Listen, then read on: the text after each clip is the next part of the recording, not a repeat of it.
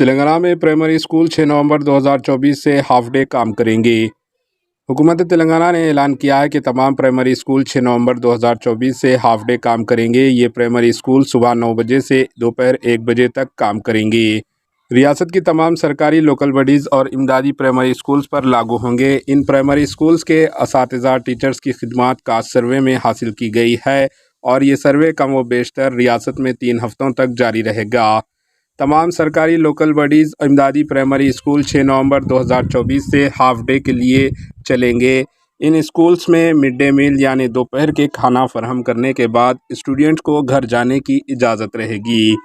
ان primary schools کے 36,559 secondary grade teachers SGT 3,414 primary school کے headmasters کی خدمات کاسٹ سروے کے لیے حاصل کی جا رہی ہے۔ Bureau report AHN news. AHN news کو لائک کریں، شیئر کریں اور سبسکرائب کرنا نہ بھولیں۔